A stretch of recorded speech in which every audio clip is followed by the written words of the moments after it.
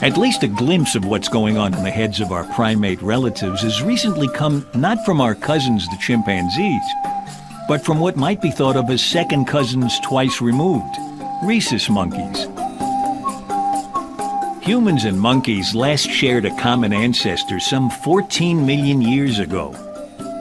So there's much more evolutionary distance between us and them than the 6 million years that separates us from chimps.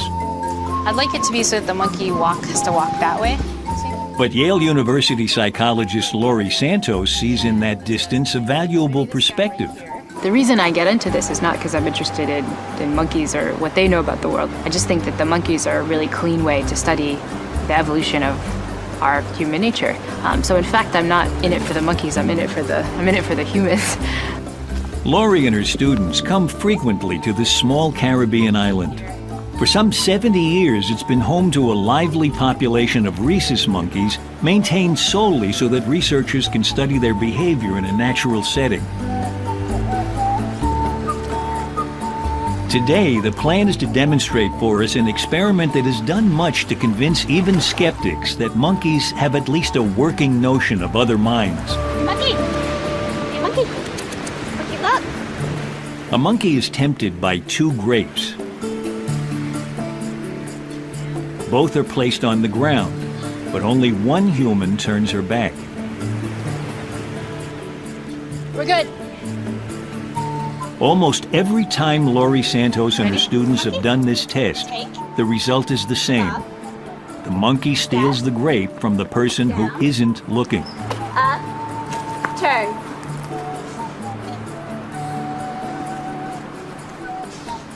Good. The idea for the experiment came as much from the monkeys as from the researchers. The embarrassing thing, it was a first-hand experience getting ripped off by a monkey.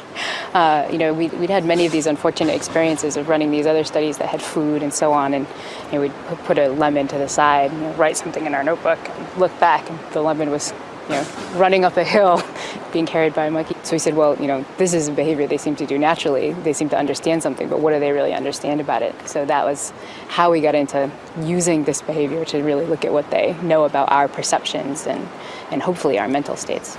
Kebab. Step. Down. Watch this monkey as he steals the grape from the person with her back turned. There's no doubt the monkey is checking if he's being watched. But does this mean he understands that he's dealing with thinking beings? We're finding that the monkeys are very good about thinking about where eyes are pointed and so on, but only in this really restricted context, so only in the context of stealing food from us. So one of the remarkable differences and the things that the human species seems to be really good at is actually applying these strategies more broadly. So Laurie's research with monkeys suggests they have a glimmer of awareness of others' minds. And Franz de Waal's take on chimpanzee politics argues that the sort of social scheming they do suggests that, at least at the level of basic emotions, chimps too can see into each other's minds. But beyond that... The question is, can they say, okay, I'm thinking about his thoughts, I'm thinking about what does he think about me, and then I'm also projecting into the future, and I'm thinking, what is it that I want? And also I'm thinking about what is it that I'm feeling, and what will I be feeling, and what should I do now? So that's really complicated, and putting all that stuff together, I think, is what it is to be human. So this sounds like the birth of politics, that they're political. Whoa, God, he really scared me that time. He's being political right now. He's definitely being political. However, when we started to get political in the way we are, we didn't just make these displays constantly. We started to say, we had the ability to say, I can work on you and get you to see it my way, and I won't have to, I can persuade you, or I can make you think a different way. Exactly. And I'm keeping track of how you're thinking, and I know what you're thinking of me, and I can, in effect, I can sell you this car. Bingo. Yeah. It was the birth of the car salesman. So a major difference between us and chimpanzees seems to be in our much greater ability to read and even manipulate each other's minds, a social skill. To explore this idea that the human spark, the key difference between us and our non-human primate relatives, lies in our greater social skills, I've come to Leipzig, Germany, where the zoo houses one of the world's largest collections of apes.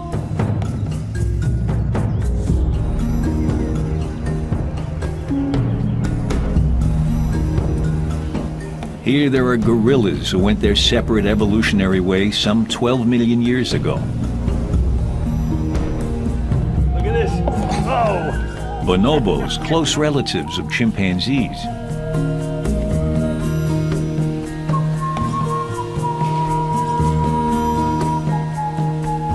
Chimpanzees, of course, with 6 million years of independent evolution.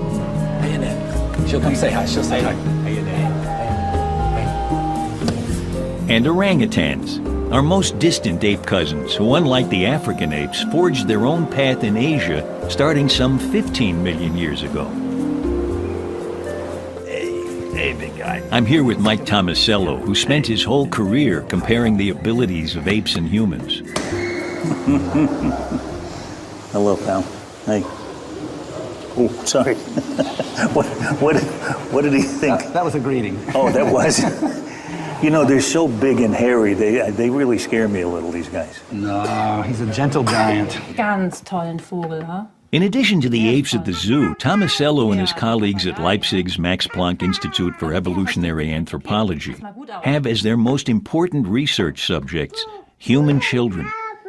Und pass auf, wo? The team is making direct comparisons between the skills of young children and apes at a wide range of tasks. Da ist er. Some, like this one, assess the ability to deal with the world of objects.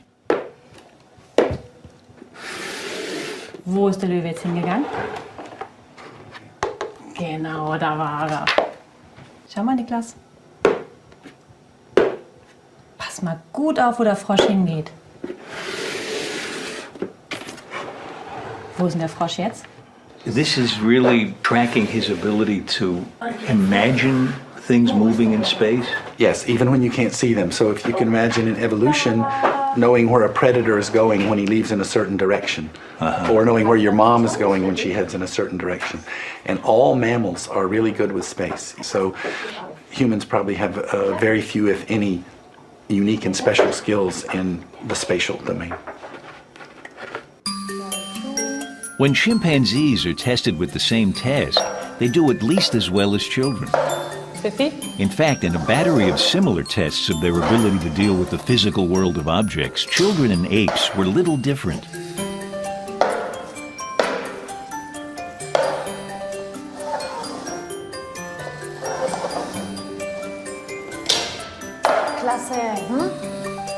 But the Max Planck team also tested children and apes for their social skills.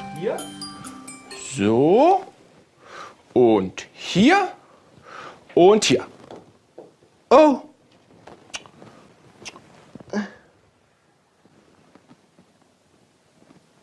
So.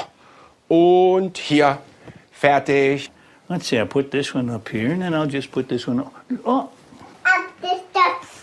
The help the kids gave was entirely spontaneous. thank you. Dankeschön. Okay, all done. The surprise was that chimps also volunteer when an object is out of reach.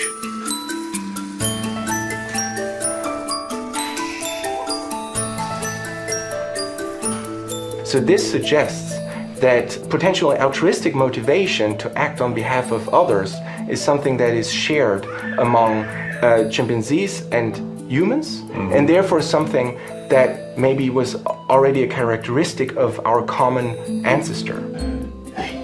But if the impulse to help has deep evolutionary roots, in humans it's blossomed. Habe ich da alles reingetan? Guck mal. Guck mal, Shishi, ich habe noch mehr. Ah?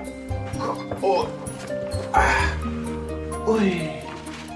Die sind aber schwer, ha? Guck. Oh. Hm. Hm. Hm.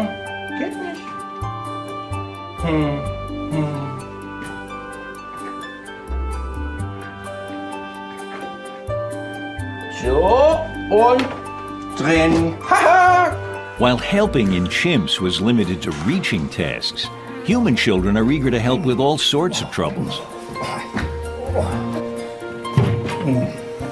And what's more, they seem to enjoy it. So much. Thank you.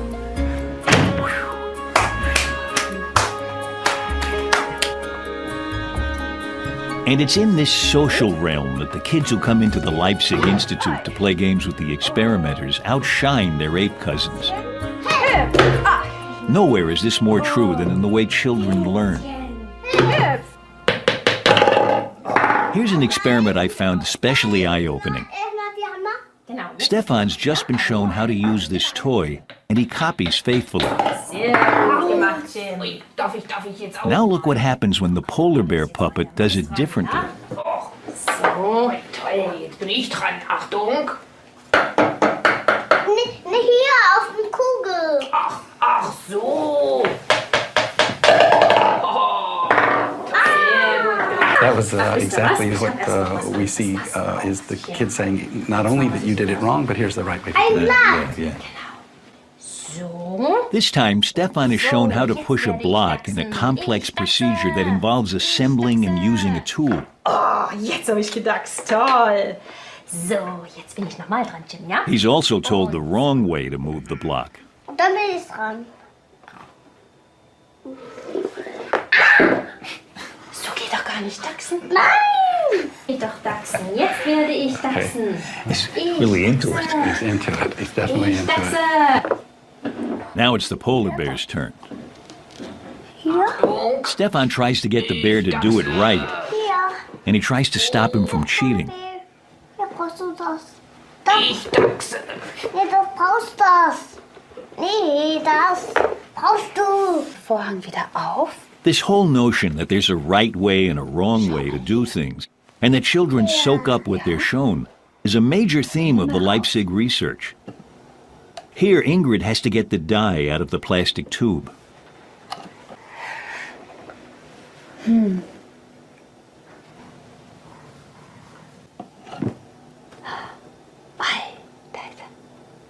So, pass auf. Der Vorhang mache ich noch mal zu. Jetzt bist du dran. Oh, super. As soon as she sees how to do it, it's easy. But without seeing it, she has no idea. And they don't tend to experiment first? They do some, but mainly they're trusting, waiting and trusting and to see how to do it. Jetzt bist du dran. But not all experiments go exactly to plan. Again, the task is getting the dye.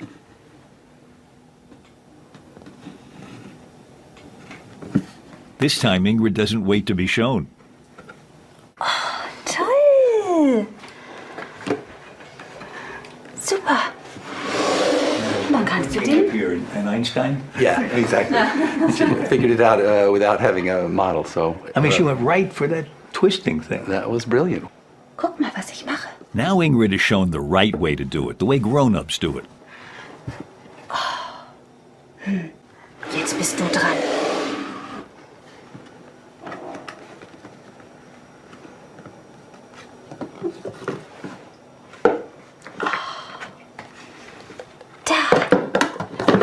Super.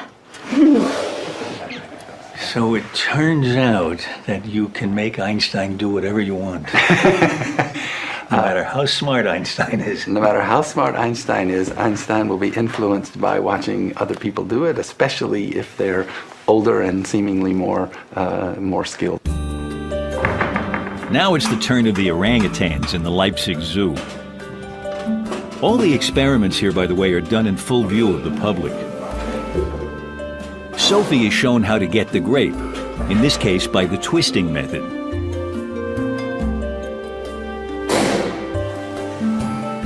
Accompanied by her baby, Sophie blithely ignores the demonstration and uses her own method.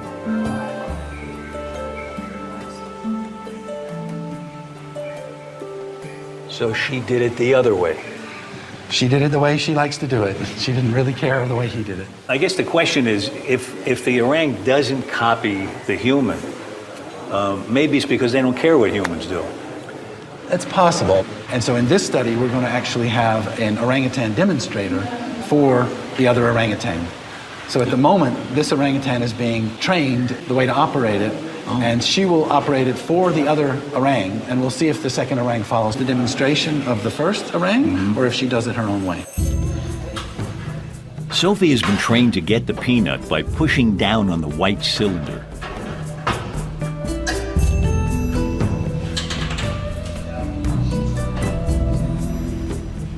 Here comes the second orang, Ellie, who hasn't done this task before, but who gets to watch how Sophie does it. She's seeing this.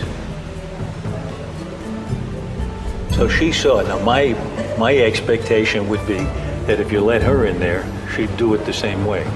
We'll see. But instead, So she pulls it out instead of pressing it down, just because that's her own individual problem-solving strategy. That's her way of doing it.